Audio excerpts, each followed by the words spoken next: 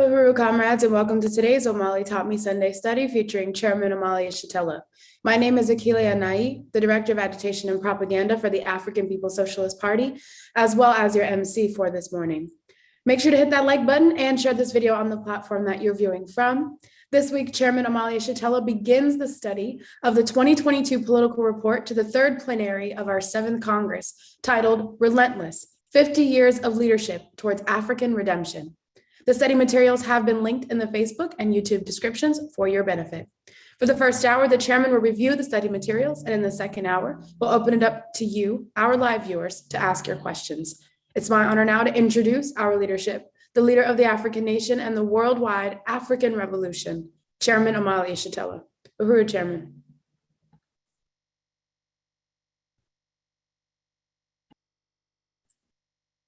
Uhuru, Director Akile, thank you so much for the introduction. I want to welcome everybody here and just give a little background on what it is that we're doing on today.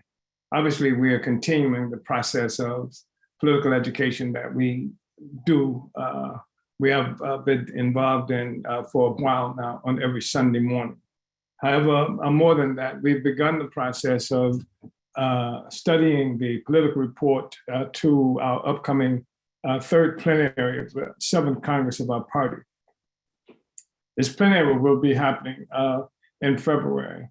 And I want to begin this process of reading and discussing this political report now because we always attempt to do this prior to any important Congress or plenary, so that the members of the party will have an opportunity to discuss the political report, which also functions as a main resolution for the plenary for our Congresses, and an opportunity to discuss it and be able to come to the plenary, come to the Congress fully informed about what the political report is, and certainly how I, as chair of the party, who have been tasked with the responsibility of providing this report, you have an opportunity to look at that, to discuss it, and again, to come prepared to the meeting, and also to prepare your own resolutions that might be that you might be bringing either as a part of the party's organization or as individual members of the party. So that's why we're going through this. And because we typically allow for a period of time for this discussion to happen within the various committees of the party. And so that, again, the entire party will be informed by this main resolution. So I just wanted to give that minimum background to what it is that we're doing on today. So the 50th anniversary of the party. This is the first chapter of the political report that will be brought to this plenary. This third plenary of the African People's Socialist Party's 7th Congress represents 50 years of the history of African people and the relentless struggle advanced by our party for African liberation and redemption. This historic anniversary is a celebration of the resilience of our party and people in the struggle to throw off the chains of parasitic or colonial capitalism that requires African subjugation for its advent and ongoing success. For 50 years, through all the assassinations and murderous, genocidal counterinsurgent campaigns, the struggle of African liberation has continued to have practical life in the intrepid existence of our party. It is no exaggeration to say that we are entering into this upcoming plenary at a new defining moment in the history of our party, when the African revolution requires a higher level of leadership and African internationalist political depth from our cadre and members.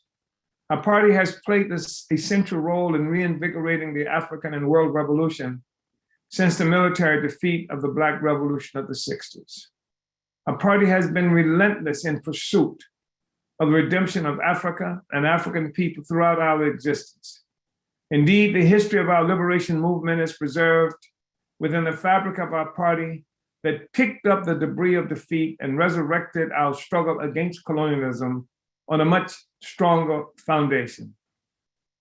As we mark the 50th anniversary of our party's founding in May of 1972, we can clearly see the advances that the African liberation struggle achieved through our self-declared determination to complete the Black Revolution of the 60s.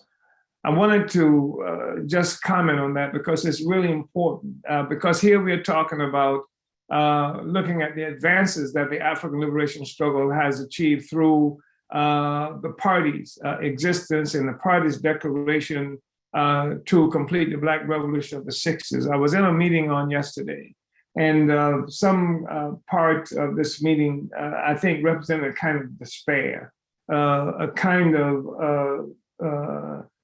gloom based on what was perceived by persons talking about how complicated and different the struggle for our people is today, and how the masses of our people have been seduced by the rewards of colonialism in the United States. And from our perspective, that is a totally misreading of history, misreading of the circumstances that we're living in and with on today.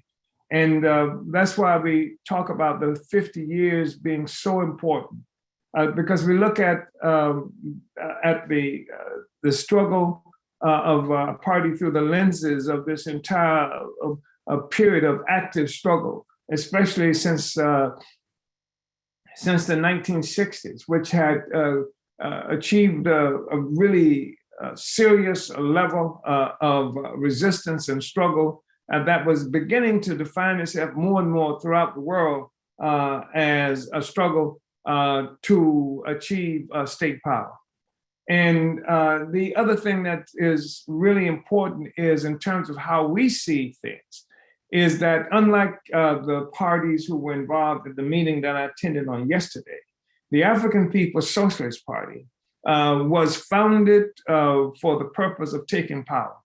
And that we have seen for 50 years, everything that we've done has revolved around the struggle to achieve actual power, not to wish power into existence, not to hope things get better, not to look out the window to see which way the wind is blowing or something to that direction, and something like that, but the actual participation that we've involved in, that we've established tactics and strategy for revolution, so that when we talk about the advances the African liberation struggle has achieved through our self-declared determination to complete the Black Revolution of the 60s, we are measuring these advances by actual activity that we control, that we have the ability to control, looking at the world not only from the perspective of despair and gloom that can come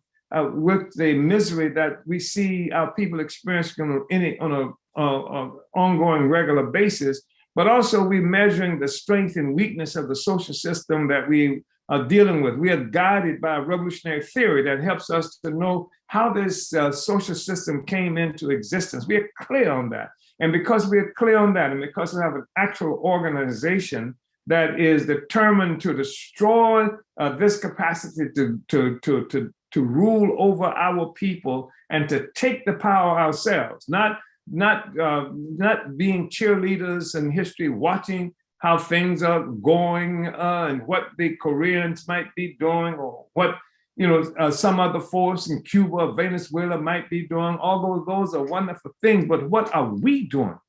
What are we doing to take the power? And how do we recognize our location in the world and in history as Africans who were fundamental to the construction of the social system? These are the kinds of things that we use to measure it by. And this is one of the reasons the 50th anniversary of our party is so fundamentally important.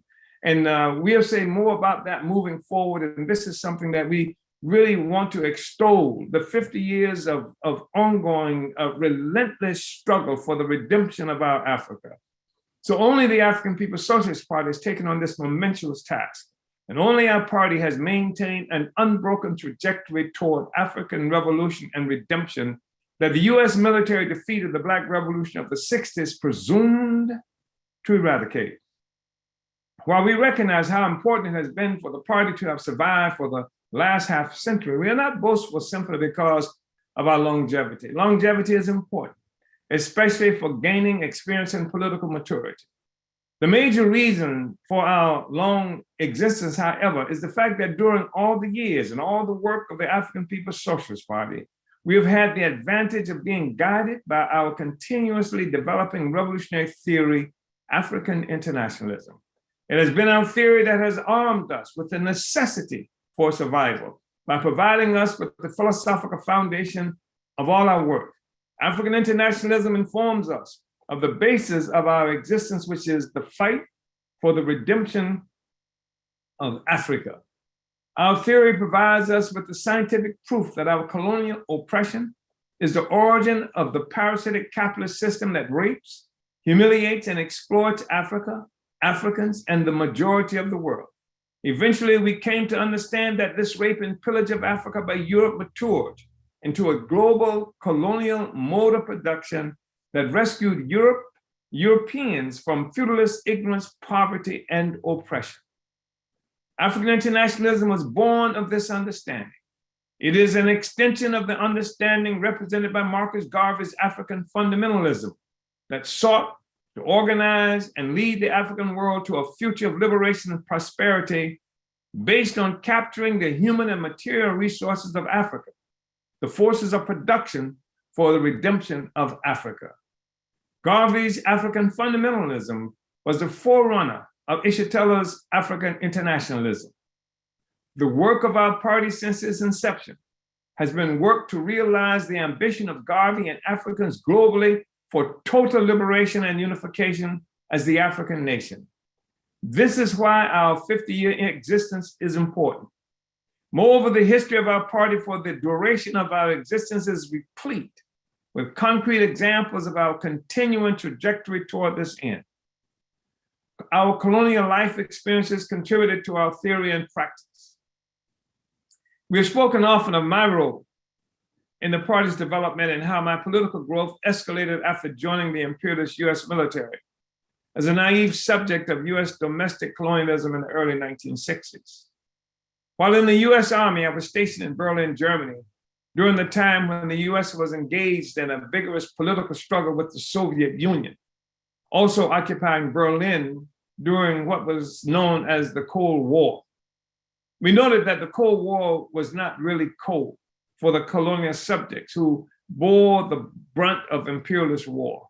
It was called Cold War because it did not involve direct confrontation between the colonizers, who were united in attacking and killing African and colonized people everywhere, from Birmingham, Alabama to Congo and throughout the Caribbean, South America, and Asia. In this same period, world attention on the civil rights movement, the African struggle for basic democratic rights inside the US, made it necessary for me to weigh my role in the US military. Inside the US, the colonial state was attacking, humiliating, and killing Africans for raising struggle throughout the country. And at the same time as the US and other colonial powers were recruiting Africans and other colonial subjects globally to die and kill in the interest of colonialism.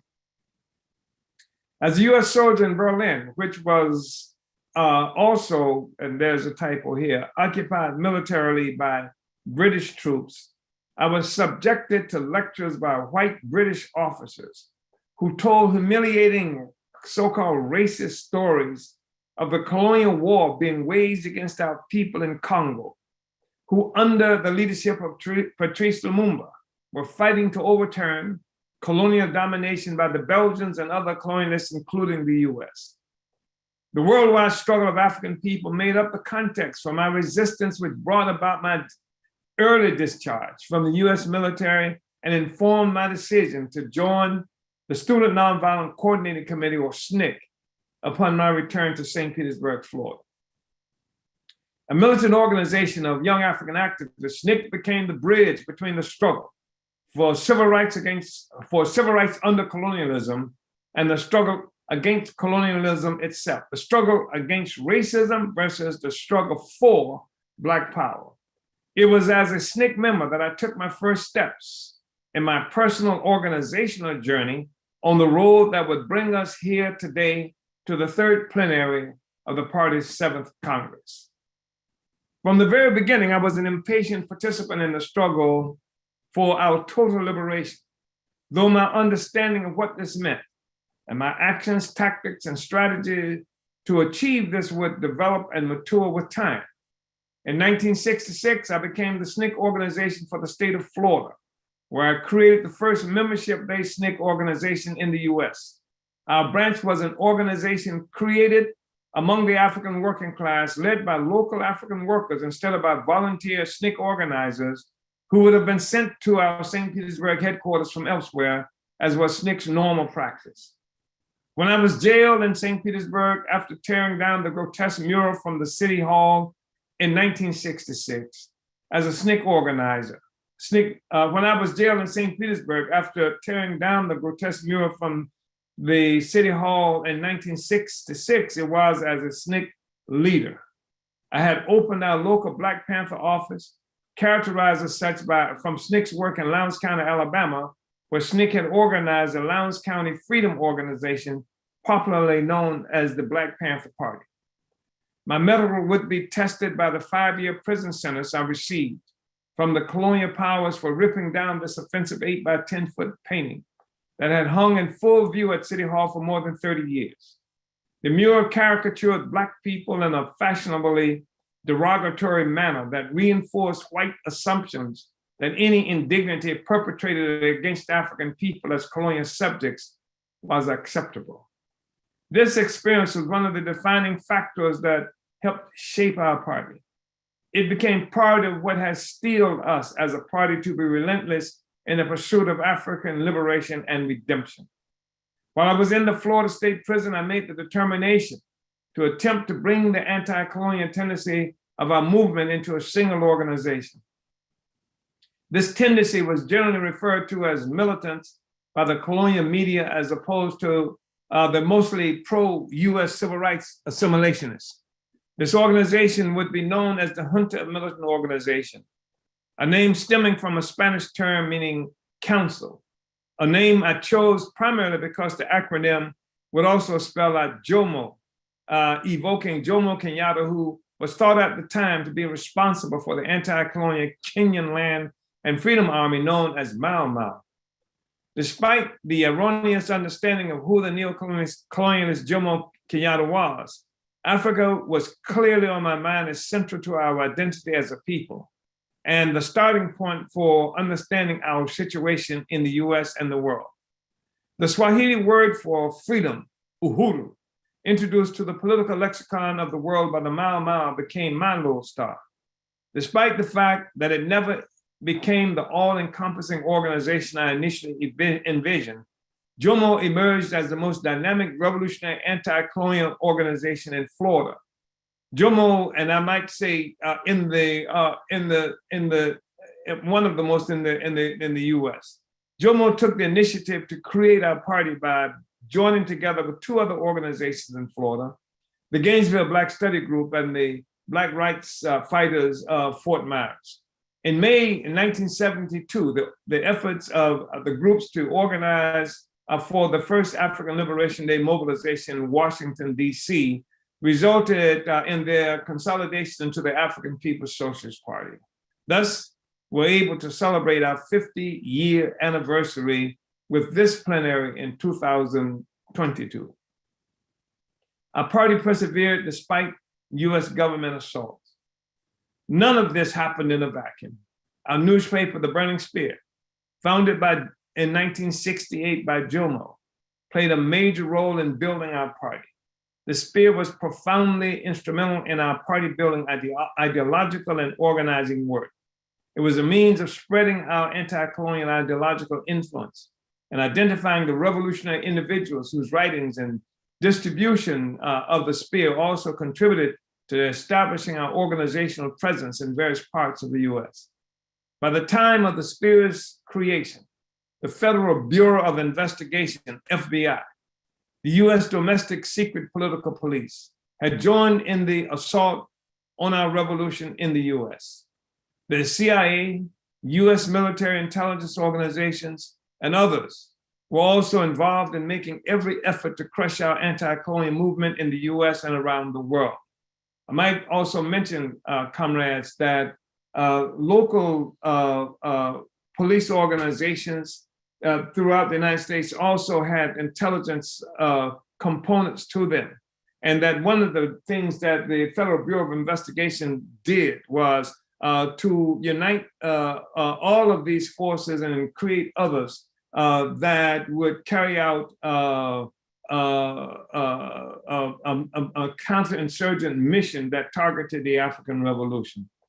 One FBI program that has become notorious is Cointelpro, an acronym for counterintelligence program that had among its stated missions, 1, the prevention of anti-colonial organizations coalescing, 2, the prevention of the rise of a unifying so-called Messiah, 3, the prevention of violence, and this is a provocative goal that would prejudice even agents and the general public against our movement. Should Cointelpro become public knowledge, they could always say because of some potential for violence of African people. And 4, the prevention of anti-colonial organizations from gaining so-called respectability through discrediting them. 5, a final goal should be to prevent the long-range growth of militant Black organizations, especially among the youth. Specific tactics to prevent these groups from converting young people must be developed.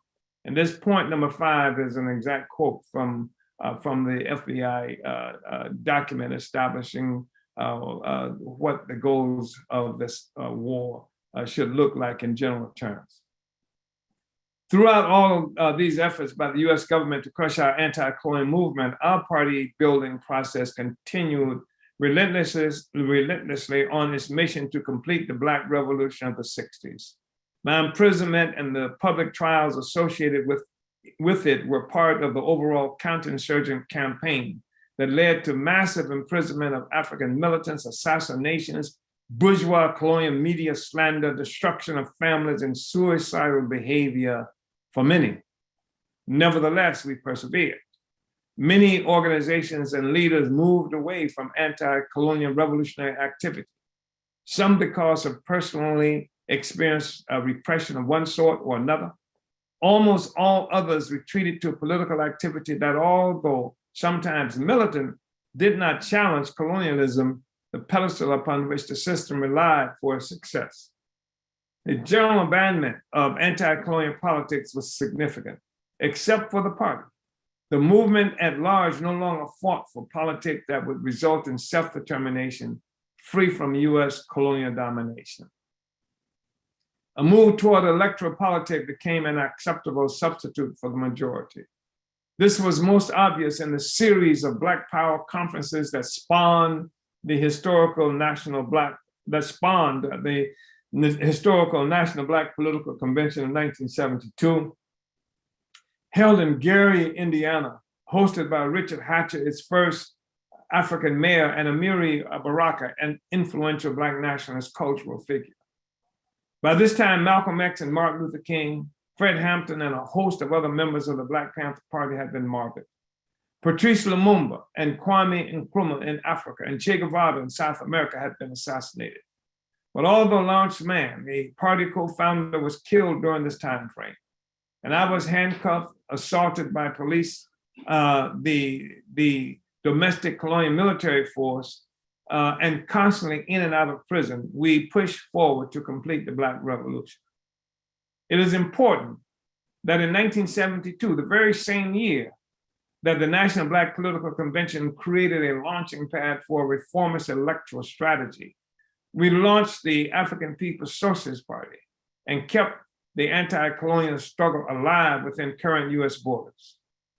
Eventually, I think it's important to make this statement because even today that there are people who do militants who are engaged in electoral politics. And they say that we're doing this electoral politics, but we understand that this is not the way to ultimately win our freedom, that we are not going to be able to vote our way to freedom, things like that. But if in fact the electoral arena and electoral agenda was not the ultimate aim, then what has been created to achieve the ultimate aim, and how do you define it? Because if you cannot project that, then what it means is what you're calling some tactic is actually what it is that you're fighting for. And what that means is that it is spontaneity that will inform everything. It means that you're capable. It is opportunistic, because you recognizing with the statement that electoral politics is not everything, but that's the everything that you're doing. It is you have not involved yourself in creating the revolutionary organization for the actual purpose of taking power. And this is what we say here again. It is important that in 1972, the very same year that the National Black Political Convention created a launching pad for a reformist electoral strategy, we launched the African People's Socialist Party and kept the anti-colonial struggle alive within current US borders. Because the question is, if in fact the electoral work is not the end game, then what is it that we have created for making the end game?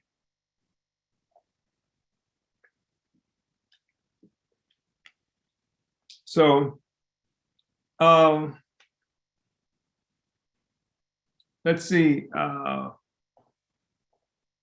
Eventually, it would become clear that we push forward with the anti-colonial movement within the entire African world, despite the imperialist engineered assassinations and coups in the US, Africa, and elsewhere. The party also played an important role in developing and disseminating anti-colonial politics, especially but not exclusively within the US.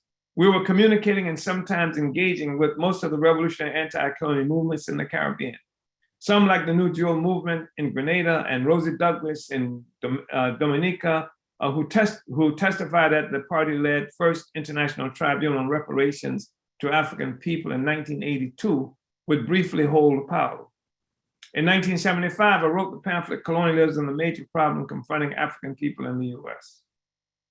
In 1978, I wrote Tactics and Strategies for Black Liberation that was presented to a conference organized by Muhammad Ahmed, a founder of the Revolutionary Action Movement, RAM, and the African People's Party.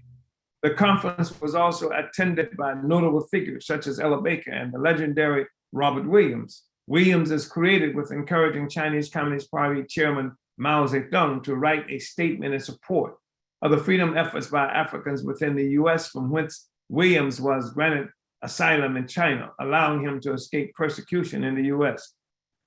All of my extensive anti-colonial political and theoretical works from these early years were written as chairman of our party while being fully engaged in relentless struggles on the ground to capture our freedom and power. And the basic point that I'm making here is that this was not some armchair discussion. This was not some kind of academic journey that was being expressed. It was in the middle of struggle. It was a part of the process of actually solving problems of the revolution that we were practically engaged in, not as spectators, but as participants, as those who were participating in making the history that we were talking about. A list of some of my writings and highlights of the party's political campaigns can be found at the end of this chapter. Our 1981 First Congress resolved to build the African Socialist International. 9 years after our founding, the African People's Socialist Party held our first Congress in Oakland, California, where we passed the most important resolution to build the African Socialist International, the international organization necessary to win our freedom and our Africa from foreign and alien domination. Our ambitious goal for the total liberation of Africa and African people remains at the forefront of our party today. This excerpt from that document from more than 40 years ago is instructive for what it reveals about our ongoing theoretical and organizational development and our determination to complete the Black Revolution of the 60s.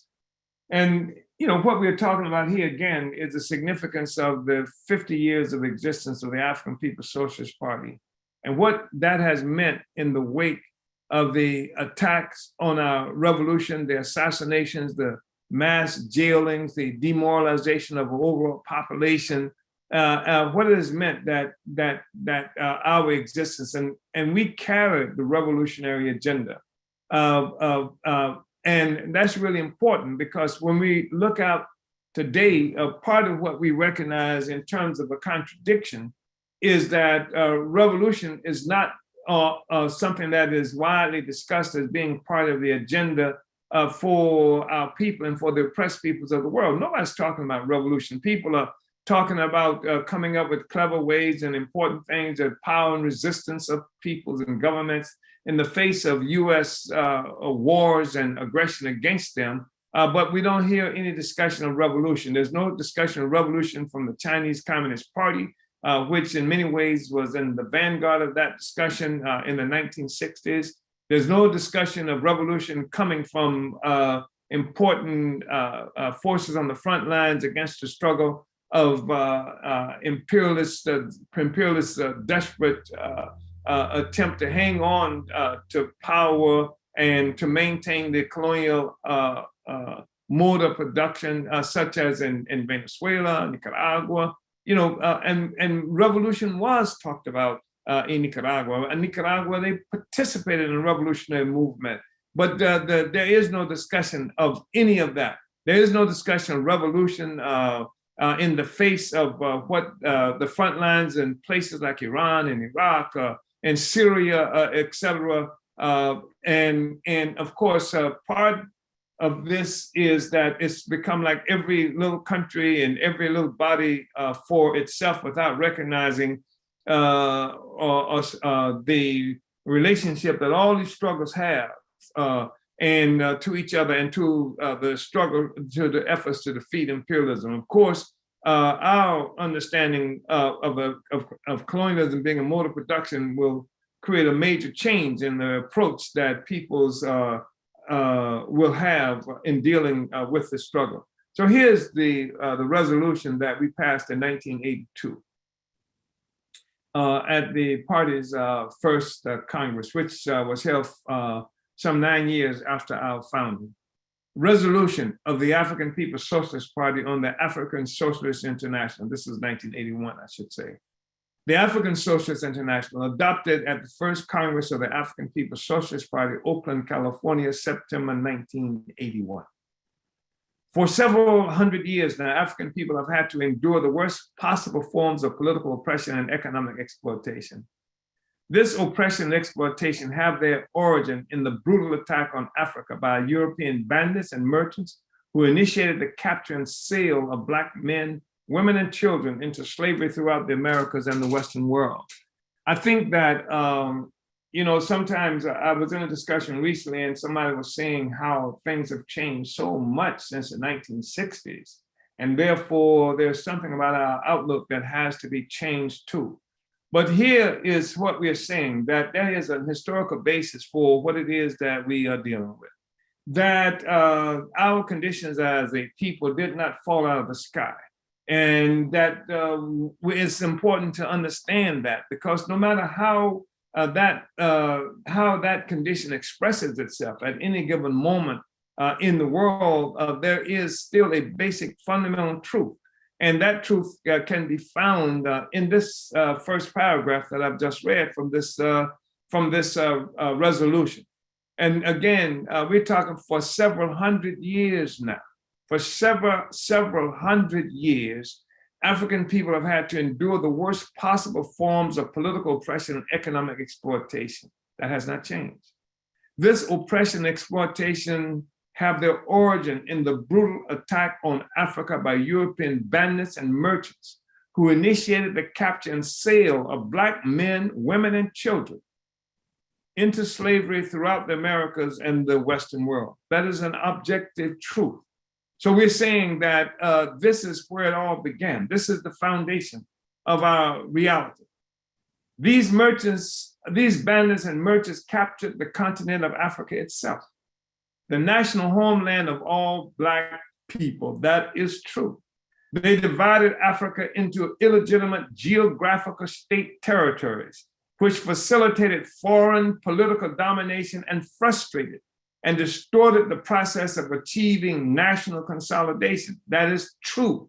And it's really important for us to say this, brothers and sisters, because as you know, we run into comrades who are people who often talk about how that Africans who live in the US have somehow mutated into some other kind of entity, that we are no longer Africans because we're no longer in Africa, and because we're in the US and we are separated from Africa and African culture, et cetera, ad infinitum. But the truth is that our conditions wherever we are located came about as a consequence that as we say right here, the bandits, these bandits and merchants captured the continent of Africa itself, the national homeland of all Black people.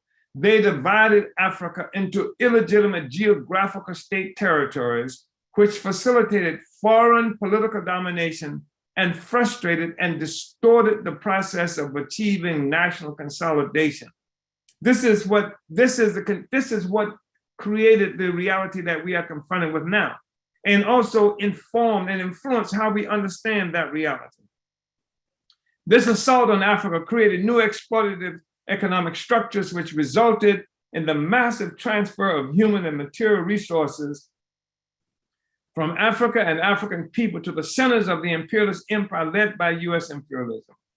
This oppression and exploitation of Africa and African people gave birth to the world economy and the international capitalist system, which in its most developed form is known as imperialism and is led by the US. It is this system of imperialism built and developed of the blood, sweat, and liberty of African people, which is responsible for the underpopulation, grinding poverty, and underdevelopment of Africa.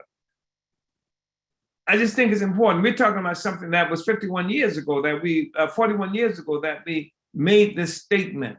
And it shows that the party has maintained an historical trajectory to win our freedom. We summed up what it was, the conditions, what it was that we were fighting against, and where it was we were trying to go. That was 40 some odd years ago. That was reality. That hasn't changed. Only thing that's changed is that some people have been born today and who have concluded, because they haven't been around or don't have access to an understanding of historical materialist understanding of our reality. They're born today and they start history at this point. They start history at the moment they became involved. Oh, it was so excited.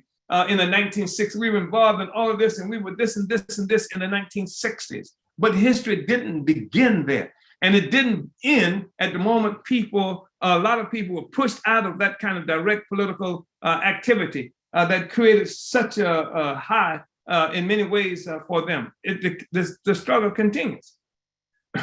So we say that this oppression and exploitation of Africa and African people gave birth to the world economy and the international capitalist system, which in its most developed form is known as imperialism and is led by the US. It is this system of imperialism built and developed off the blood, sweat, and liberty of African people, not the blood, sweat, and liberty of Black people in Congo or Black people in Brazil or in the United States, of African people generally. It is this system of imperialism built and developed of the blood, sweat, and liberty of African people, which is responsible for the underpopulation, grinding poverty, and underdevelopment of Africa. This system is also responsible for African people being oppressed and exploited throughout the world, dominated by foreigners, aliens, and capitalism, and prevented from achieving national liberation and the consolidation of our nationality itself.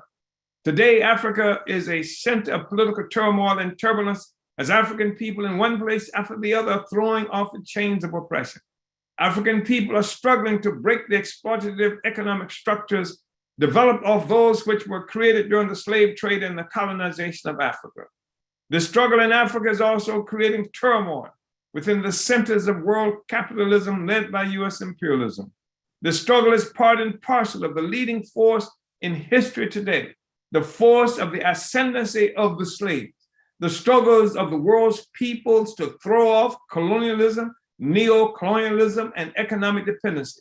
The struggle to throw off colonialism, neo-colonialism, and economic dependency represents the most serious threat to imperialist domination and economic exploitation of all the workers and toiling masses of the world. The anti-colonial struggles represents a direct attack on the economic and political structures necessary for the very existence of the oppressive and exploitative system of imperialism. These structures have their origin in the slave trade, the colonization of Africa, and the dispersal of African people throughout the world, unquote. So this is a resolution from our first Congress 40 years ago, and it stands as an accurate and eloquent summation of our party's bold aspirations today. In 1982 and 1983, I made extensive tours throughout Europe with a twofold purpose. One goal was to win maximum international support for the conclusions of the World Tribunal on Reparations for African People that the party conducted in the US in November 1982. This was consistent with the tactics and strategy for liberation that I authored and the party initiated in 1979 that called for building support for our anti-colonial position from the international community, among other things. I was also touring Europe to bring as many existing revolutionary African organizations into the African Socialist International. Consistent with the resolution to build the African Socialist International cited above.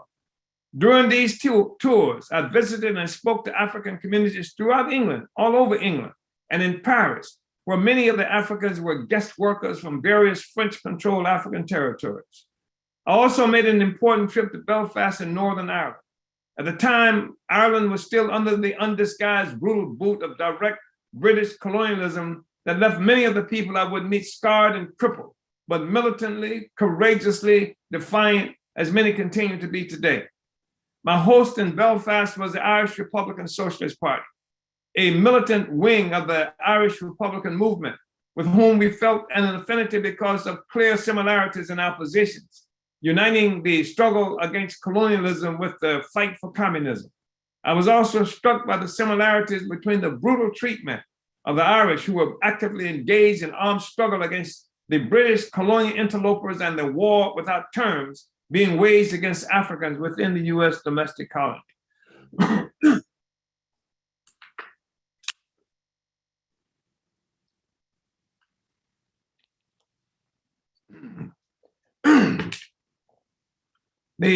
Excuse me.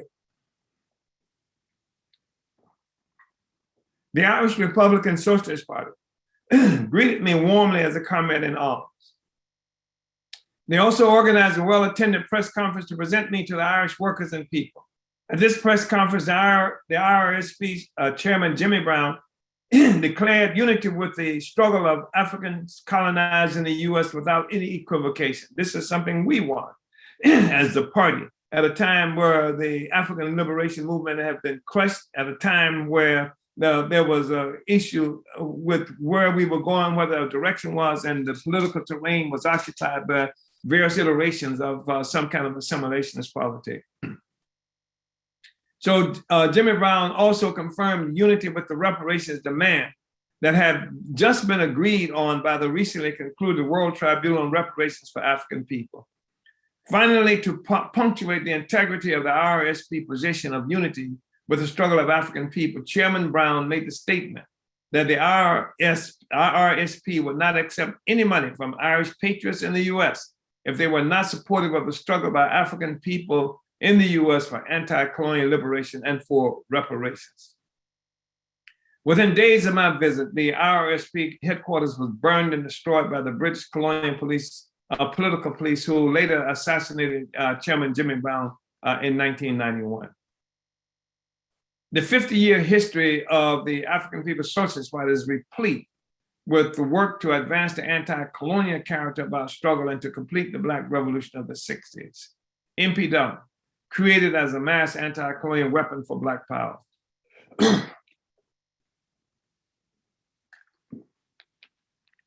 Our party has not simply been around for the last 50 years. We have also been key to the continuation of the African liberation movement as a movement for the liberation of all of Africa and our people. We have been in the leadership of the struggle for the liberation, unification, and redemption of our Africa and our people.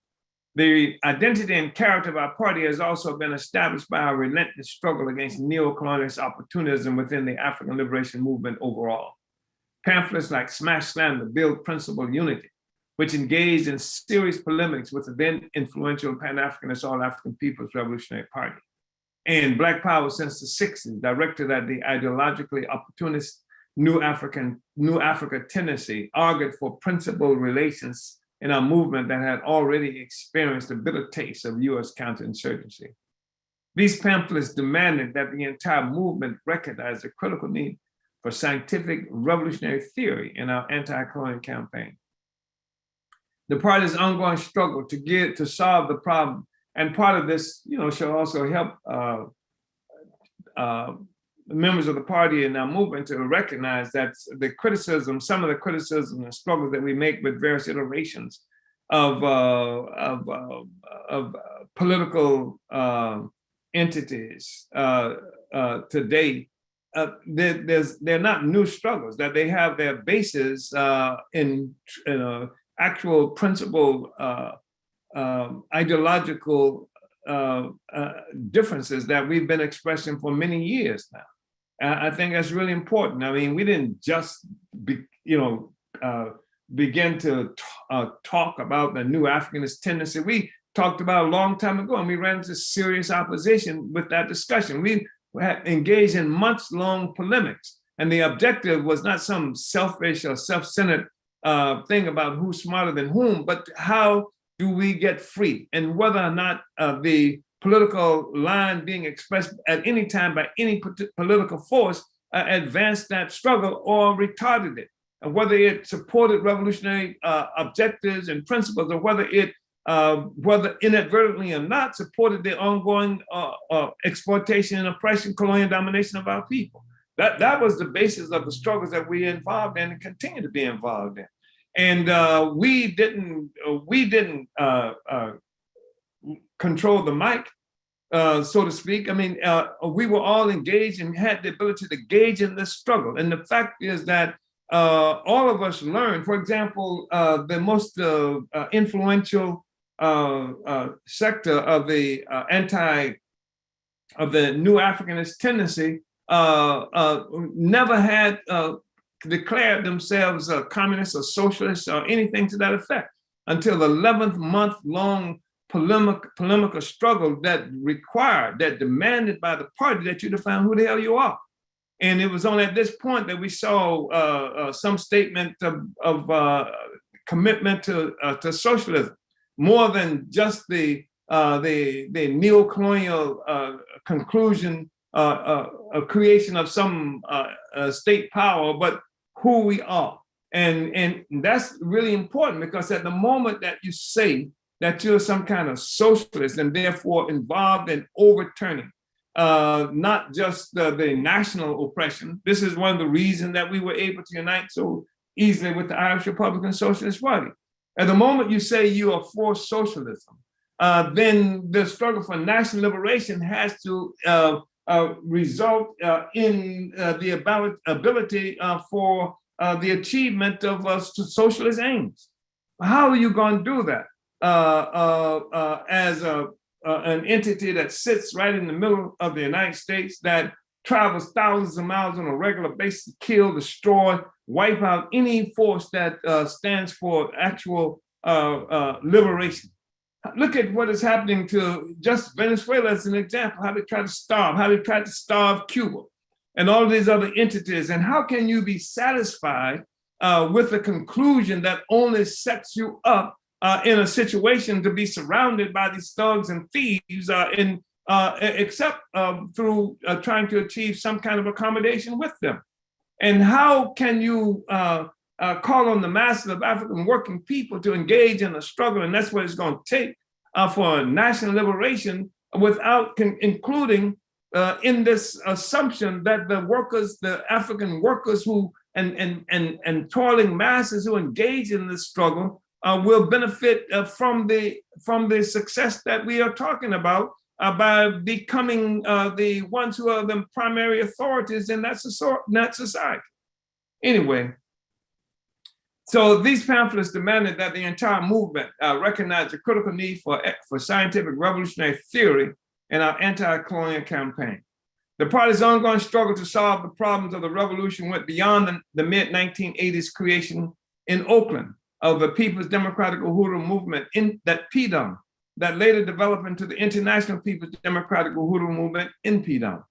With the slogan, self-determination is the highest expression of democracy, PDUM was formed based on the recognition that the US colonial counterinsurgency was stifling the revolutionary development of our movement and arresting its philosophical growth by confining it within the sphere of reform and anti-racism. The party used PDUM to distinguish an anti-colonial struggle for reform from an opportunist fight for colonial reform. Let me say this again. The party used PDUM to distinguish an anti-colonial struggle for reform from an opportunist fight for colonial reform.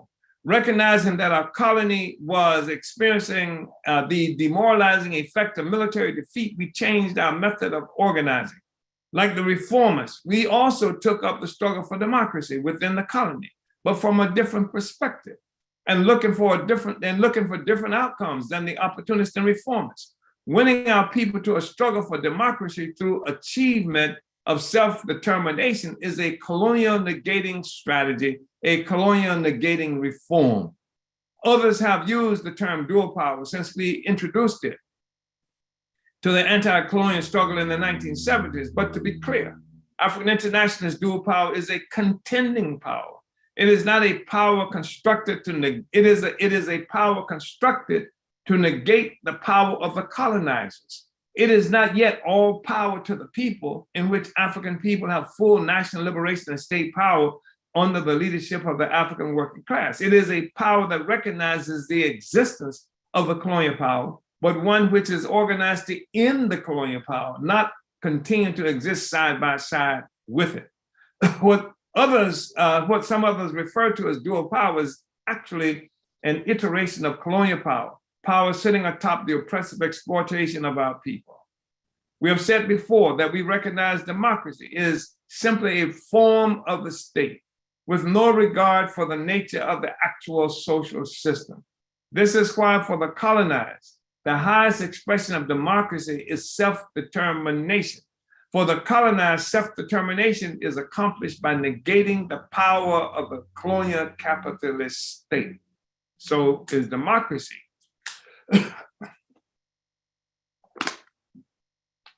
NPDUM is our mass weapon to win self-determination and the emancipation of the productive forces held in bondage by colonialism. Much of the African movement and even some petty bourgeois militants see the struggle for democracy as something that ultimately validates the colonial system, whereas African internationalist democracy, defined as a struggle for self-determination, is a struggle to end colonial democracy. So you can say that, yes, we are fighting against democracy, but it's colonial democracy that we are fighting against. And African internationalists, that is to say, an anti-colonial democracy, an anti-colonial democracy requires negating colonialism itself for its achievement. As we all know, NPDUM is much more today than when it was first initiated. Conditions in the world have changed tremendously, partially because of the NPDUM initiatives to expose and defeat the counterinsurgency through practical work, attacking its presence within the colony. NPDUM leadership has developed in our language, challenging basic colonialist assumptions is now being echoed by the masses and colonial bourgeoisie alike. Also, the plethora of other party and Uhuru movement work and the ongoing global fight by the colonized on almost every continent have factored into NPDUM's emergence as a revolutionary mass organization under leadership of our party. NPDUM is a major force in our struggle against colonialism, allowing our people to recapture the revolutionary essence of our movement that was compromised by the military defeat of the Black Revolution of the Sixties and the various aspects of the counterinsurgency. Black is back and the revolutionary electoral strategy. In 2009, shortly after the selection of Barack Hussein Obama for the office of US President, presenting global white power in blackface, our party took the initiative to organize the Black is Back Coalition for Social Justice, Peace, and Reparations.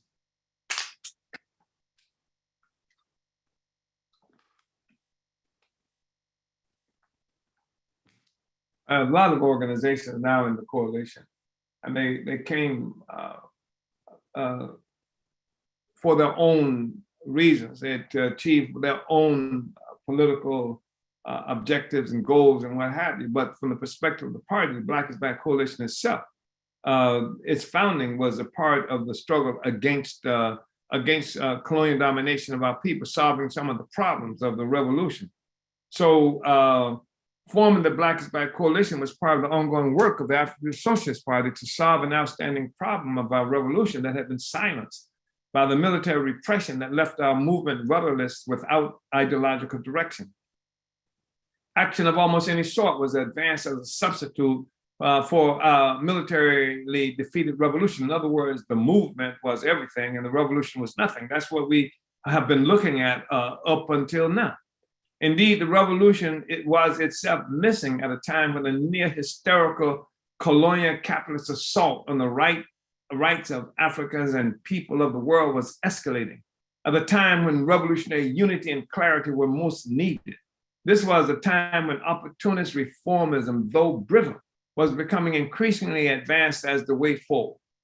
The African People's Socialist Party recognized that the hysteria demonstrated by our people with the bourgeois selection of Barack Hussein Obama also offered us an opportunity to move forward our revolutionary agenda.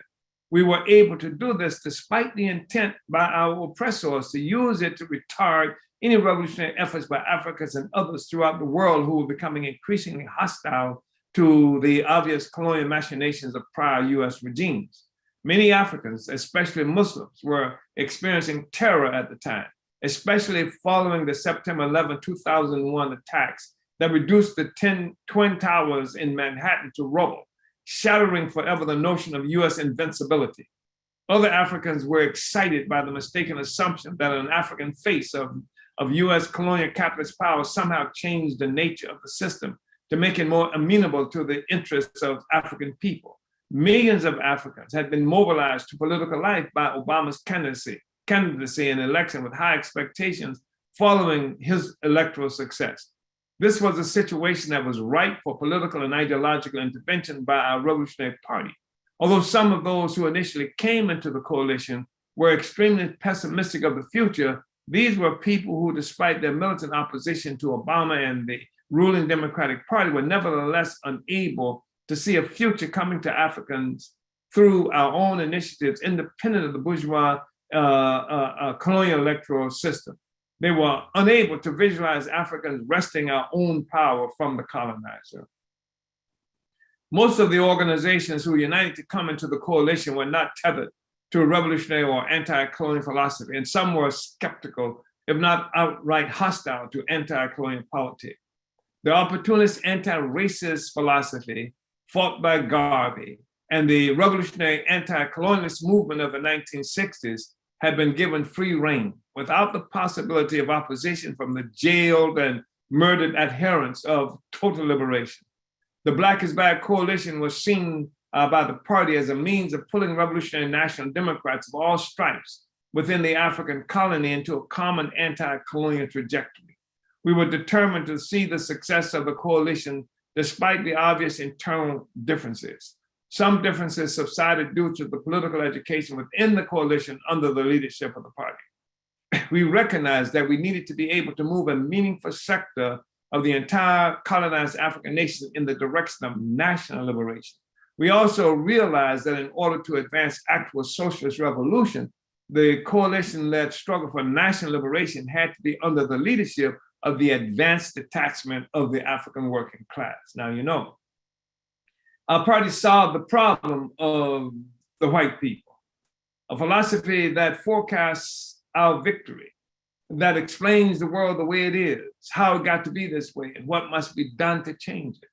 A philosophy informed by scientific theory that shows the to what end is absolutely necessary.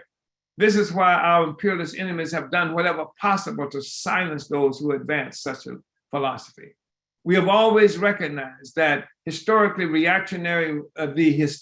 reactionary role played by many of the white left colonizers in efforts to hijack the ideological leadership of our movement, sometimes through African proxies.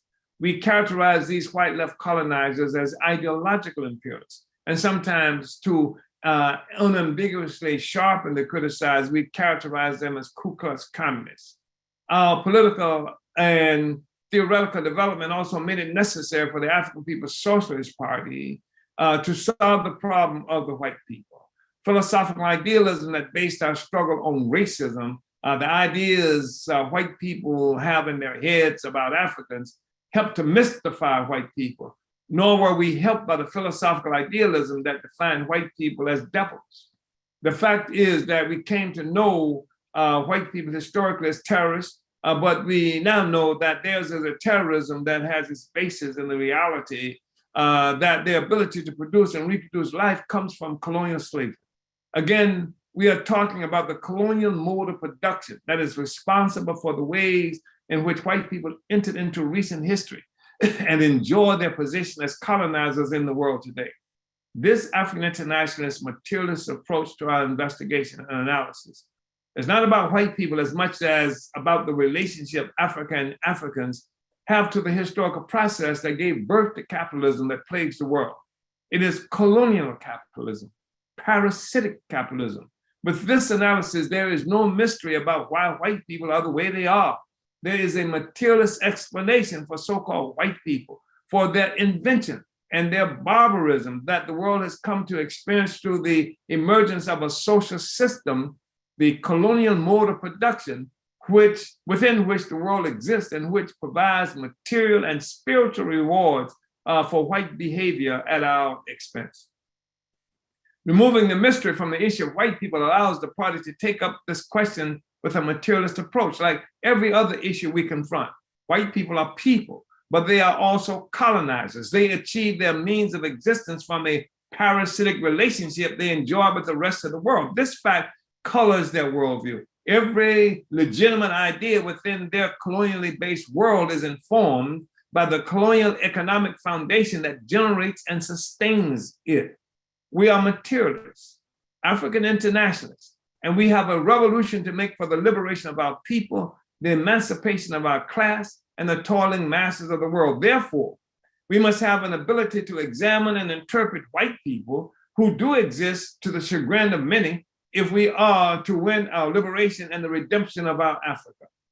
If it wasn't understood before, it should be clear to many now that the white people are not a homogeneous group. They too are often engaged in violent struggle among themselves.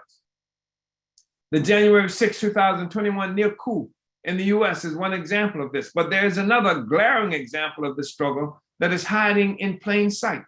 It is called the American Revolution, where contending groups of colonizers engaged in a violent struggle to determine who would have the benefit of controlling the colonialism that was enveloping what is called the Americas, being developed by African colonial slavery.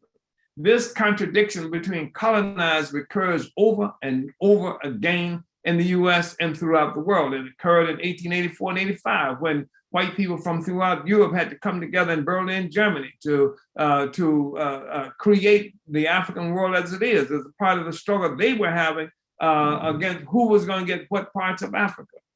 The fact is that colonialism is the pedestal for all political and economic activity that occurs in the white world. But all the activity does not treat all the colonizers equally. There are various laws of colonialist capitalist society that result in the exploitation of colonizers by colonizers who exist on our backs and at our expense, just as with the Haitian Revolution of 1804.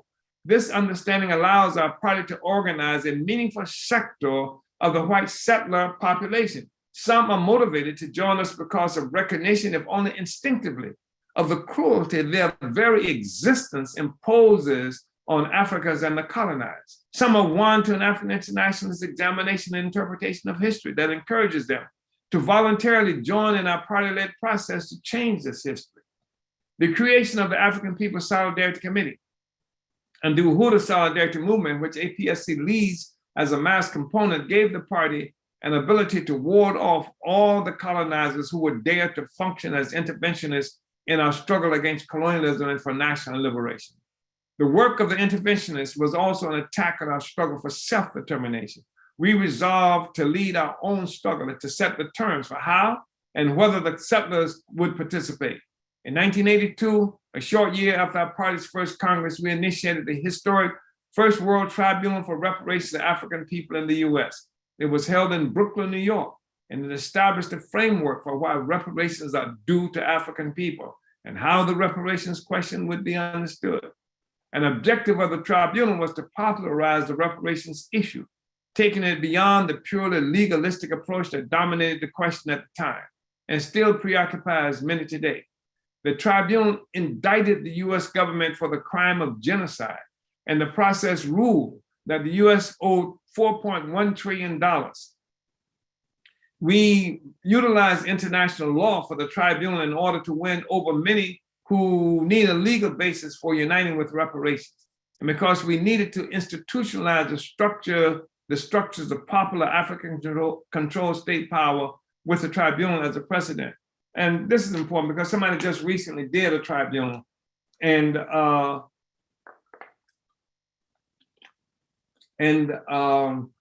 without being able to recognize the significance of that First World Tribunal, where the US was also indicted and convicted of genocide by an international panel of judges, and using international law as the basis for that. And thing that's different from what had just happened and what happened then is that we continue to fight to create the institution of state power, not just to have what might even be characterized as mock trials, precisely because the consequences are not the possession of state power by those who are holding the trial. So our party also took the issue of reparations far beyond the demand that was limited to payment for slavery that continues to dominate the position of some advocates even today. For us, reparations is ultimately a function of the anti-colonial revolution. Ultimately, this means that the process and results of this approach will include masses of African people through the leadership of our party seizing the reparations due us through a truly genuine redistribution of wealth. It will be the ultimate capture of the value of labor, including concentrated labor from long ago, for which Marxists claim to advocate, as well as that accrued within the last few minutes. The African Revolution has developed along one historical continuum because of our party. We have constantly summed up and learned from one period to the next. We have not been trapped with an undialectical or metaphysical approach of beginning history anew with every twist and turn encountered, nor have we been trapped by the false national consciousness conferred on many by European-created neo-colonial borders within which the colonial mode of production expresses itself ideologically in Africa and abroad. This undialectical approach to struggle denies our movement the benefit of lessons of the past. It denies our struggle the benefit of development, as opposed to the truncated, floundering fits and starts that have generally characterized the anti-colonial African movement since its military defeat in the 1960s. We have been relentless. In the 50 years of our existence, the African People's Socialist Party has answered most of the outstanding ideological and political questions relegated by military defeat to the wayside of history. For 50 years, we successfully and triumphantly bore the responsibility of answering the question, to what end? Yeah, it's really important because we've recognized for a while now that there were a lot of forces who were involved in the Black Revolution of the 60s practically and courageously in many instances. And a lot of them were taken out of general political life by prison, those who were not killed. and they have endured various forms of torture and cruelty while locked up in prisons. But the fact is that the being taken out of general political life in such a fashion has actually locked their political development to the place where they were taken out of political life. And so where then their political development was transformed, it was transformed from participating in carrying out the overall revolutionary struggle of our people to a struggle around survival, a struggle around getting out of prison, a struggle around developing what could be developed to facilitate getting out of prison. And that's all of that's quite understandable, because unlike in various other places in the world where military defeat has resulted in political prisoners and prisoners of war, with the US, the war against our people was so ubiquitous. It was so brutal and ongoing, not just in the US. I could say that's true of much of Africa as well. That even those who would have been part of an ongoing developing movement outside of prison were thrust into a situation of a fight for life and survival, and preoccupied with trying to survive outside of prison. The whole African nation, especially its iteration in the United States, was under brutal terroristic attacks. And this is something that affected the development of our movement up to this very point. And I think it's really important to understand that, and that's why the African People's Socialist Party's continuing existence is really important. So we say that in the 50 years of our existence, the African People's Socialist Party has answered most of the outstanding and ideological and political questions relegated by military defeat to the wayside of history. Military defeat, the military defeat that put so many people in prison, that killed so many people.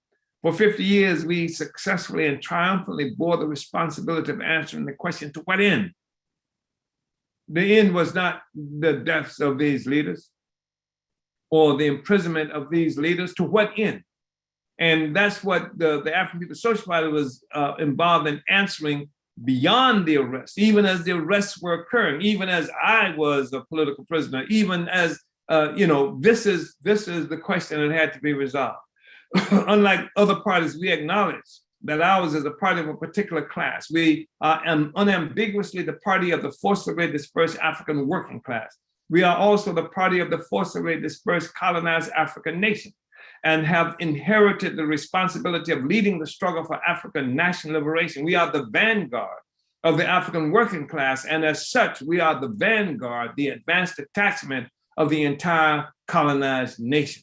Our creation as an organization of the African working class is recognition of the fact that only the African working class is capable of leading our struggle to a revolutionary conclusion, resulting in the actual capture of colonial negating political power. Only the African working class has material interests and aspirations that cannot be satisfied by any kind of colonial capitalist reform. In the recent past, the struggle of our people all over the world has been led by the African primitive petty bourgeoisie, a social force that came into existence as an extension of the colonial capitalist system. The petty bourgeoisie is a class given favorable conditions of existence compared with the African working class. It is an incipient Black bourgeoisie that is incapable of fighting to overturn the system that provides it with benefits, but because of colonialism cannot meet its aspirations without greater mobility. Usually, the primitive petty bourgeoisie limits its political efforts to struggles to improve the colonial capitalist system that crushes down with all its impressive weight onto the lash-scarred backs of the African working class. On some occasions, the primitive petty bourgeoisie may be emboldened to fight the colonizers but only with the intent of becoming the full-blown indigenous bourgeoisie by seizing the ownership and control of the means of production from foreigners and aliens for themselves as a class. This is one reason the African People's Socialist Party is necessary to take our anti-colonial revolution beyond the reformist limitations of the African primitive petty bourgeoisie, the false national patriotism of an aspiring bourgeoisie. They are reformists, despite the fact that the petty bourgeoisie has sometimes taken up arms to achieve its aims. Ultimately, they are reformists because they do not recognize colonialism as a mode of production, defined by the parasitic relationship between the colonizers and the colonized. They do not understand nor care that the reforms they seek and sometimes even kill and die for are reforms that occur on the pedestal of the colonial exploitation of the African nation, and that African national liberation overturns that relationship, something our party of the colonized working class is destined to understand. The third plenary of our 7th Congress is part of the African People's Socialist Party contribution to the deep existential crisis the colonial capitalist social system continues to experience. This is why our mission at this moment is to rectify our style of work, moving it to provoke mass participation by the people. All our work, as will be exemplified by this plenary, is designed to enhance our conquest of territory, ideological, political, geographical, and organizational. With the resuscitation of our party structures and style of work, we will achieve the mission of making African internationalist politics, theory, and organization, and the needs and aspirations of the African working class, those of the entire nation. The liberated African nation is to be a proletarian nation emerging from a victory over the decadent bourgeois colonial capitalist nation. As a party, we have carried out our responsibility to the liberation of our people in an exemplary manner. We have fought for our victory utilizing every forms of struggle. We have defied the colonizers by battling them for 50 years without let up, gaining experience, respect from the African masses, and political maturity along the way. Our 50 years of existence were not idle years. We were constantly, consciously solving the problems of the revolution for the liberation and redemption of Africa and Africans. It is upon this foundation that we exuberantly enter our 7th Congress 3rd plenary, Ease Relate to Africa. And then we have listed here, as you can see, various publications and programs of the party over the last several years, containing much of the last 50 years. So I wanted to just include that information. Is here in the first chapter of the political report to our 7th Congress plenary.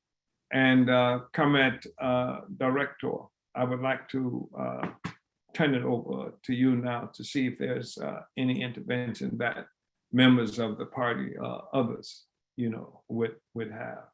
Uhuru.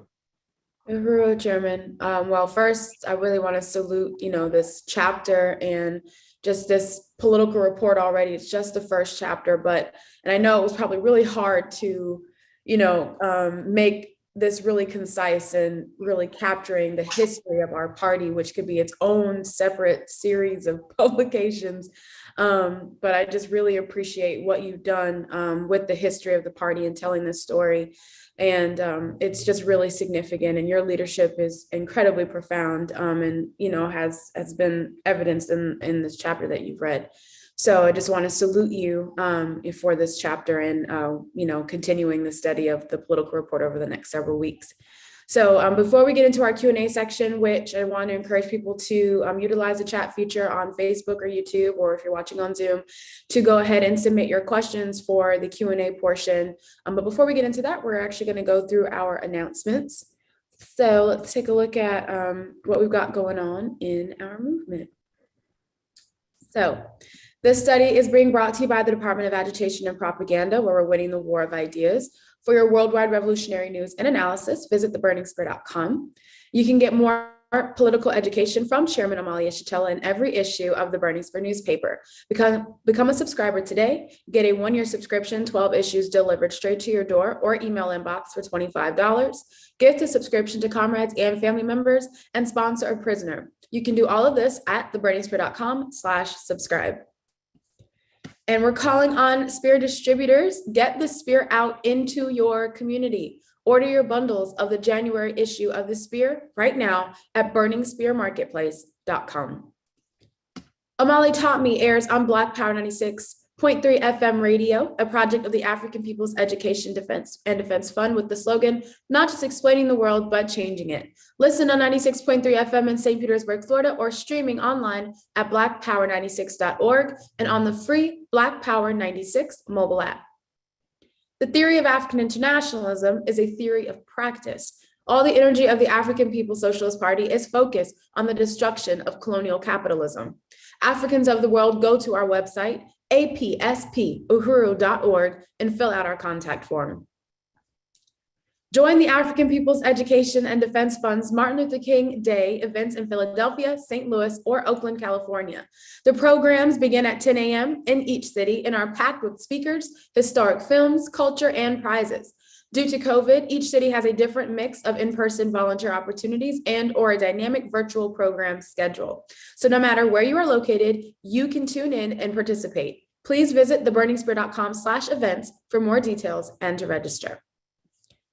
Join an online study hosted by the Uhuru Solidarity Movement Midwest region discussing the book, The Broken Heart of America, St. Louis and the Violent History of the United States. The second session of this study will be held Wednesday, January 19th at 6 p.m. Central Time.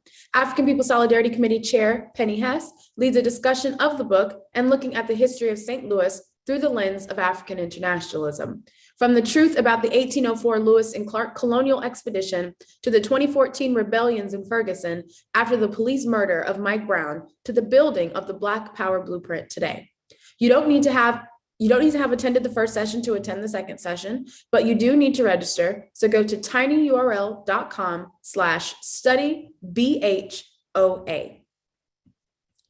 Calling on all party and Uhuru movement members and supporters, attend the 2022 Plenary Conference of the African People's Socialist Party, February 11th through the 14th.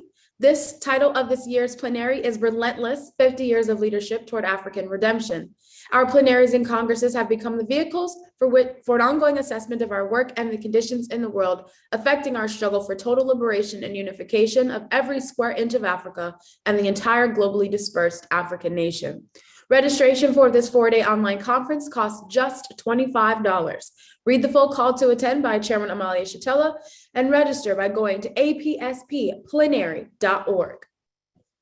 Like and follow the Luwezi Kinshasa like page on Facebook for more African internationalist political education. Secretary General Luwezi Kinshasa does frequent live events, such as the War of Ideas series. He includes live sessions done in French. To get alerts of when SG Luwezi is going live, make sure to like and follow his page today. Uhuru Furniture and Collectibles in both Oakland and Philly are hiring full-time truck drivers and full-time marketing coordinators. Do you have driving and furniture lifting skills, social media and print marketing experience? And can you work Wednesday through Sunday? If so, apply for these positions and contribute your labor and skills to this institution of the African People's Education and Defense Fund. Apply by visiting our website in Oakland, uhurufurniture.blogspot.com, and in Philadelphia, that's uhurufurniturephilly.blogspot.com. On Tuesday nights from 8 to 9 p.m. Eastern, join Ralph Pointer on What's Happening Blog Talk Radio. Tune in by calling 347-857-3293.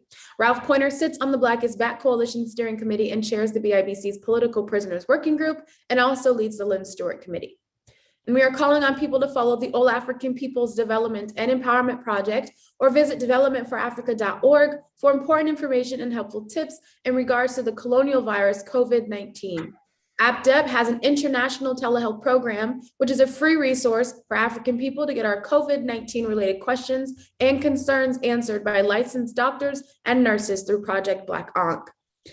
You can make your free virtual appointment with one of their professional health providers by going to developmentforafrica.org/telehealth. To keep up with our movement events, visit theburningspear.com's events page and subscribe to our mailing list. And make sure you like and subscribe to the Burning Spear TV on YouTube to catch every episode of the Omali Taught Me Sunday Study, and support the Omali Taught Me show by donating now at paypal.me/Omali Taught Me. So that will conclude our announcements for today. Thank you guys. And you can check all of those events out at theburningspear.com/events just to keep up with that calendar. So we're going to go into our questions and answer period. And let me just look around, see what we got here. So what we have, I think this is more so a comment from Comrade Life. He said, a political scientist department chair who respects you and your work asserts that African internationalism coops particular expressions of Pan-Africanism, such as cultural unity and Garveyism, then critiques Pan-Africanism for an absence of those expressions in order to make internationalism African. Oh, please address this assertion. Thank you. Uhuru, I guess it's an interesting position that comes from the professor. And in terms of African internationalism co-opting expressions of Pan-Africanism, such as cultural unity and Garveyism, I think that a problem that the professor has here is not recognizing that Pan-Africanism and Garveyism are two distinctly different things. We don't have a lot of time to talk about that specifically, but I would recommend that the professor reads Tony Martin's Race First. And even though Martin himself, would refer to Garvey and Pan-Africanism, he also provides the actual articulations by Garvey and Du Bois, the father of the so-called modern Pan-Africanist movement, of their opposition ideologically and politically to each other, that they are not a part of the same phenomena, a part of the same struggle or anything like that. Secondly, in terms of characterizing, making African internationalism, your professor obviously does not have access to understanding of colonial mode of production, that the struggle of African people was born as an international phenomenon. The fact is that the struggle we are addressing now is one that has come as a consequence of a global emergence of colonial capitalism that dispersed Africans around the world, and that connects us objectively in a struggle, an international struggle to overturn our oppression. That's where the internationalism comes from. It's a material response to an ideological response to a material reality that we are confronted with. So I would challenge him on that. I don't know if I respond adequately to what the professor was talking about, Comrade Life, but that is the response, that we are not Pan-Africanists.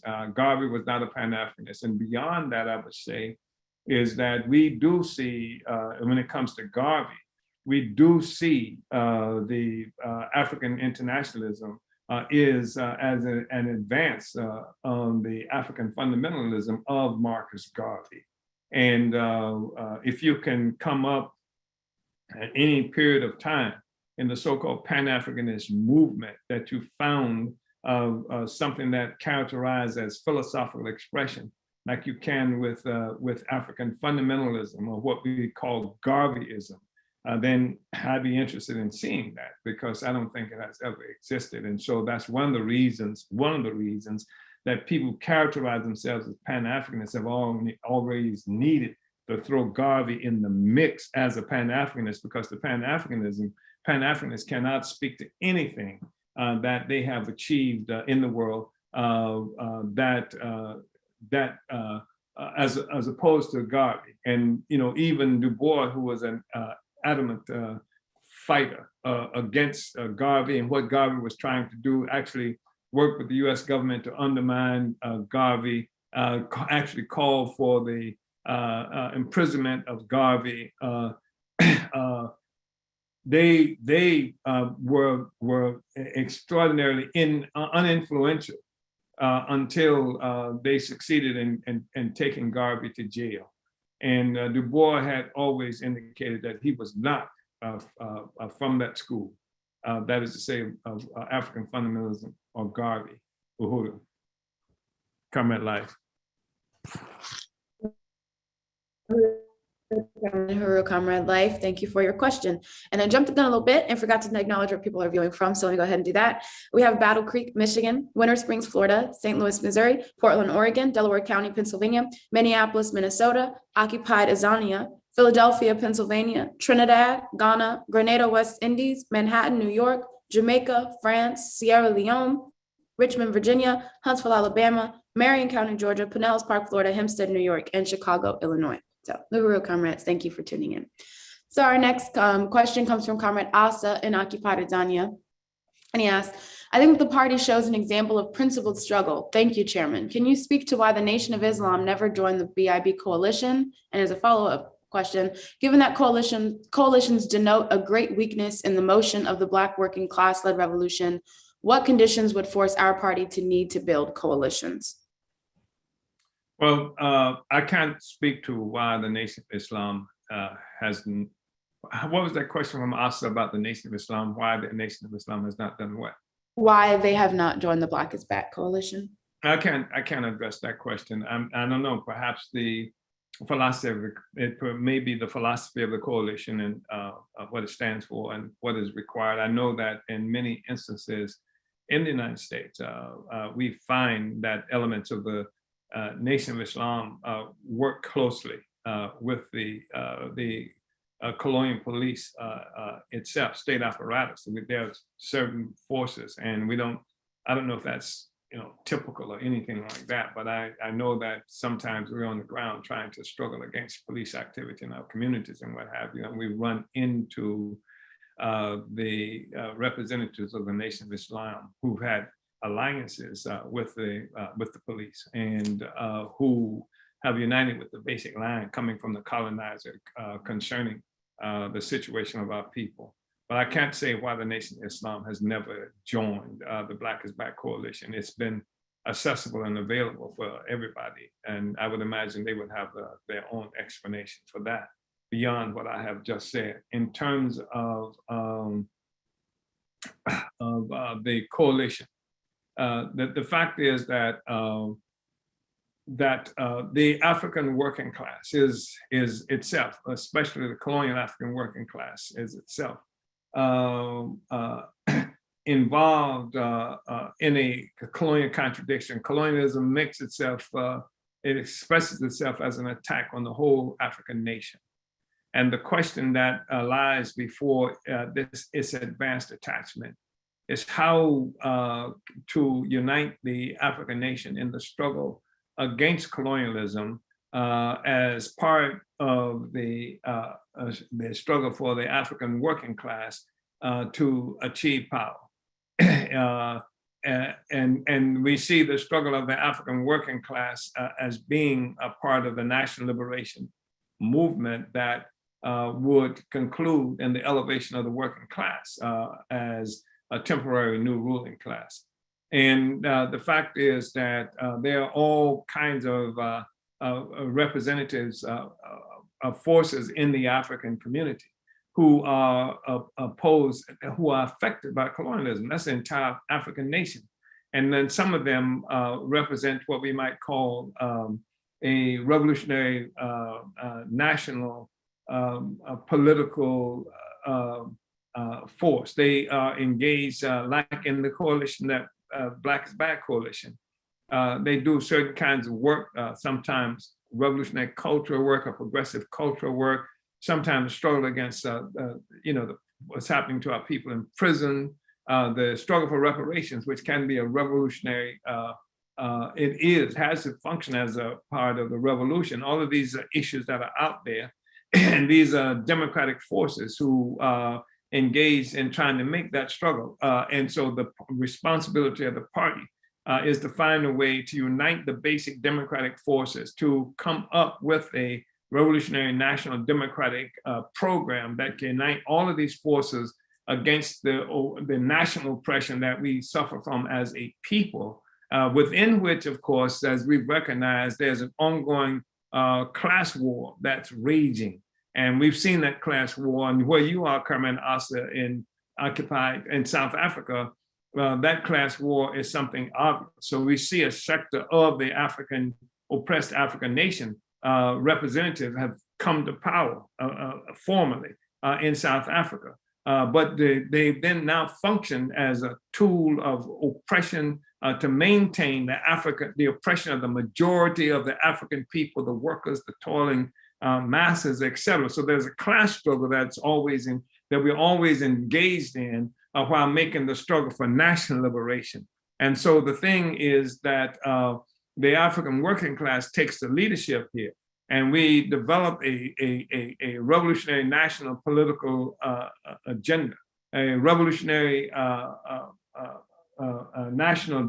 revolutionary democratic movement to lead the struggle under the leadership of the African working class. And that's what's happened, comrade.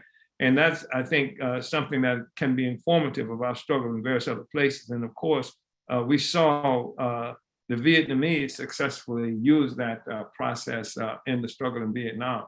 And it's something that we can employ here and do. Uhuru. Uhuru, Chairman, thank you. And thank you, Asa, for your question. I want to read just 2 comments before going to our next question. So Word from the Point on YouTube says, I give thanks for all you have done and continue to do, Chairman Omali Yeshitela. Congratulations for APSP, 50 years of revolutionary works and deeds. And then Comrade Chairwoman Penny of APSC commented, Uhuru, Chairman, this opening chapter is so brilliant and profound. It makes it undeniably clear why the African working class and its vanguard party must and does lead, and why that struggle must be one to self-govern, to totally defeat and overturn colonial capitalism built on the foundation of African and colonized people, and usher in a new world without oppressors and the oppressed. So Uhuru, thank you, comrade. So our next question is coming from Moja on Facebook. And they asked, Chairman Omali Yeshitela, please speak to how Cointelpro is still preventing the unification of Black power organizations.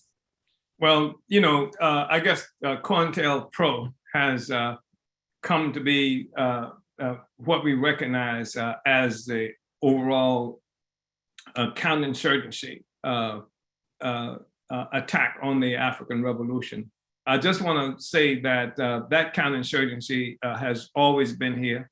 And at one time, what we witnessed was that the FBI, which is the domestic political police in the United States, did create a program of counterinsurgency that actually incorporated much of what local police organizations were doing anyway, and that there are other and have always been other entities out there, and that Africans would be really mistaken not to understand that the United States government has and has had and has to have a plan to deal with this colonized population that's always been for it the most disruptive force that threatening its security. And so we've always been that force, and they recognize that we are colonized. And so I'm sure there's no doubt in my mind that there is, as always in place, some approach, some program to deal with African people as a whole. The question now being advanced by Comrade Moja is, that counterinsurgency, the Cointelpro continues to exist, and certainly counterinsurgency continues to exist by whatever name, whether it's the FBI as such, or whether it's some other iteration of the federal government, or however else it's characterized.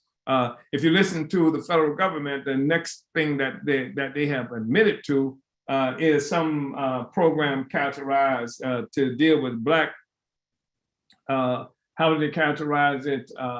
Black extremists. How's it? Black identity extremism. Black identity extremism. So whatever the name they give it at any given point, it's always there. It's always there. And it would have been a horrible mistake to assume that just because that the Cointelpro got exposed to public view that was done by the FBI, and they declared not to be naughty anymore, that the guy who presided over that, J. Edgar Hoover, is dead, and what the capitalists have done, the colonial powers have done, is try to attribute this program to just Hoover, who was just uncontrollable and did all of these things off the books. That is a fallacious understanding that has been peddled by the United States government itself. It was not just Hoover. Whomever presided over this domestic colony recognizes that they're sitting on a time bomb, that they have built their whole system revolves around being able to maintain a stranglehold on African people, especially those in the United States, and African people and oppressed and colonized people around the world. That's why you see all around the world expressions of war, attacking people who are colonized, who live under this colonial mode of production. There's ongoing war to maintain control, because that's an absolute necessity for the continuing existence of the system. And that's true with how it is handled within the United States as well. And whether it's called Cointelpro, something against Black identity extremists by the FBI, or some other iteration of the colonial state power or not, it's there. It's present all the time. Uhuru, Sister Moja. That was a sister, wasn't it? That I cannot tell. So, okay. Gender neutral term, comrade, comrade Moja. Chairman, thank you, Moja, for your question. So our next question comes from Freedom Kufshaw on YouTube. And they ask, can the chairman speak about the question of political prisoners, and specifically, has the African People's Socialist Party liberated any political prisoners or prisoners in the past? Well, Comrade Freedom, it's been a while since I've heard from you. Yeah, the issue of political prisoners is a crucial question for us, as it is for any colonized and oppressed peoples in the world. I spoke to you about my visit with the Irish Republican Socialist Party in 82 or 83 in Northern Ireland, where the British, lived, imposed an obvious direct kind of colonialism on the Irish people. And one of the striking campaigns that we saw happening in Ireland at the time was that of political prisoners. And you may remember, Comrade Freedom, I suspect you do, this struggle of the blanket prisoners in Northern Ireland, where people refused to wear their prison clothing and what have you as political prisoners, and instead wore the blankets, for clothing. And they became, it was a really notorious kind of struggle that they were involved in. And we've been wanted at different times, or tried at different times, to unite the struggle of political prisoners of African people here with that which was really happening, being waged in Ireland. I'm also concerned about the issue of political prisoners. If you look at Occupy Tanzania, for example, the hypocrisy of the African National Congress, the hypocrisy of the bourgeois forces of the world who hold up that creature, that African National Congress, as representative of democracy and freedom for our people. And it comes to power in 1994 as a struggle against the apartheid form of the colonial state. And it's clear that it's a colonial state that we're talking about, because at some juncture, the movement, the question arose about freeing political prisoners. Now, if you live under an apartheid state where no Black person in the country has any rights at all, then it's clear to understand that every African who's locked up in prison is a political prisoner, has no rights, had nothing to say about what the laws were and how they would be carried out or anything like that. And the world recognized South Africa as this abomination. And then this force comes to power and identifies this narrow group of forces called political prisoners, and many of whom still rot some of whom anyway still rot in prison today because they did not participate in this nonsense I've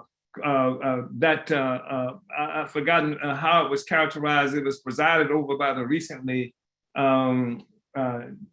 recognized deceased Desmond Tutu, this Truth and Reconciliation process where the killers of our people could achieve reconciliation with the ANC led government by confessing that they had done bad things and they apologized for it. But on the other hand, those who fought against the colonial powers, those who shot and killed the oppressors had to apologize too. And if you didn't do that, and some didn't in South Africa, and they're still rotting in prisons under ANC-led government. And eventually, you're talking about under colonialism in any circumstances that Africans people and the indigenous people are political prisoners, because it was colonialism that locked them up. There was no laws that were created by the colonized that's responsible, because the colonized had no laws of our own. That's what colonialism is. It appropriates all your power for self-government, power for self-determination. That's in the possession of the colonizer. So the issue of political prisoner is significant. And even we say this, even though we recognize that it is important to identify certain forces as conscious political prisoners who actually consciously engaged in struggle against colonialism and did this as a political act. It's important to recognize and distinguish those forces, but it's important also, we believe, to recognize that all of the colonized people locked up in these prisons are political prisoners. Yes, the African People's Socialist Party has a history of struggling for around the question of political prisoners. I was one. And our party ultimately, even though when I became a political prisoner, it was as a member of SNCC in 1966. But beyond that time, I was engaged in political struggle around the question of re-imprisonment off and on up until 1973. And the party waged that struggle. The party actually had demonstrations inside prisons and around prisons and did all kinds of political work to win that. The party initiated the campaign around Connie Tucker, who became a significant political prisoner, well-recognized political prisoner in the African liberation movement in the state of Florida. And the struggle for Desi Woods is another one that we can identify that's of really high significance and actually helped to revitalize the pro-independence, anti-colonial African liberation movement in this country, and precisely because we recognized that it was a political prisoner that we were talking about, not just somebody who was locked up, but and because we defined the struggle to free Desi Woods with the slant "Free Desi Woods" smash colonial violence. We defined her arrest and imprisonment as colonialism. So these are, that's just a few of the examples of our involvement in the issue of political prisoners. And we've supported political prisoners around the world at different times and continue to do so. It's a really important struggle for us, Comrade Freedom. Chairman, and thank you, Freedom, for your question. And I know Freedom asked the second question, but there are other questions that came in too, so I want to make sure we are able to speak to everybody. But we only have about 9 minutes left, Chairman, and a lot of these questions I think require very, detailed responses. So in an attempt to use up all the time, I'm going to pose this last question, Chairman, and this comes from XLogicX13 on YouTube. And they ask, do you think the African working class will be in conflict with China as well as Western colonial powers? I think that the African working class needs to be prepared to be in conflict with anybody that tries to dominate Africa and to take the resources of Africa.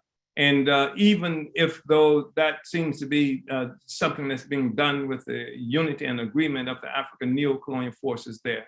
China in particular is really clear around this question of neocolonialism. China fought a revolutionary war and became independent under the leadership of Revolutionary Communist Party. And so while some new forces that might exist in the world might be unclear on this question, China is clear. China has seen itself, China occupied by colonial powers, the intervention of neo-colonial forces. Even when you look at things like Hong Kong and Taiwan that Chinese are dealing with, it is clear that the question of colonialism and neo-colonialism is something that they understand quite well. So the fact is that what in the past, certainly at one time at the high tide of the Chinese Revolution, China saw its fate and future as part and parcel of that of the oppressed peoples of the world, and defined itself as that, and recognized that it had a responsibility to unite with the revolutionary sector of oppressed peoples around the world, and it did that. At a certain time, China took an opportunistic stance and found itself willing and able to unite with any force that was that provided it advantage in the struggle against what it characterized as its primary enemy. At one time, that was the US. At another time, it even declared the Soviet Union as part of that.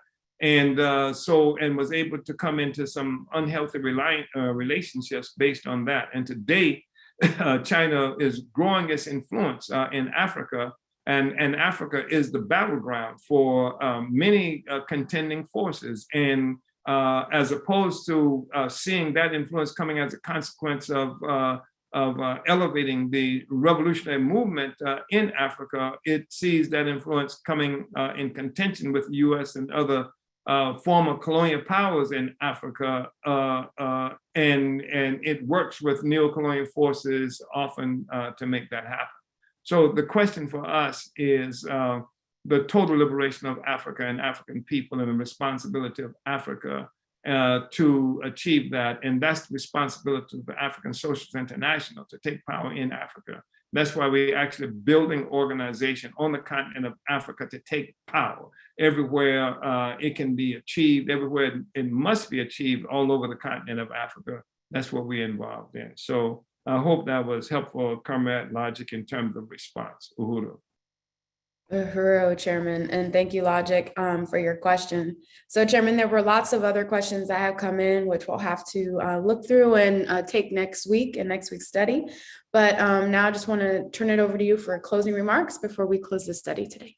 Well, I just want to thank everybody for being here, and I want to help everybody understand that the series of political education studies that we are doing right now revolve around the political report to our third 7th Congress plenary. And that we are really raising up the 50 years of relentless struggle of our party for the redemption of Africa and African people. And we think it's really important for everybody to understand that's what we're about. This discussion that we're having is not some bit of academia, even though sometimes members of our party treat it as that. But it's about how to forward this understanding about the need for the redemption of Africa and the recognition of the African People's Socialist Party, the role that we played in carrying out this mission. So having said that, I want to appreciate it, and I want to also recognize what Comrade, I think it's Jamal, put forth in terms of Comrade Denzel in San Diego as a political prisoner that we successfully defended there, and of course Desi Woods, and also Comrade Dimitri. I hope to get to you on next Sunday. Uhuru. Uhuru, thank you so much, Chairman, and thank you everybody for your questions. And we will take those in next Sunday's study. You guys had some really great questions, so thank you so much. And also just a reminder, we will be looking at chapter 2 next week. So don't miss that. You want to continue, you want to be a part of this whole series that will be unfolding up to the plenary. Again, February 11th to the 14th, which you can register for, $25 virtual conference, apspplenary.org. Thank you, Chairman, for your leadership, for the study, for presenting this political report. Just really profound historical document that we are, able to, look through and review with you. So thank you all.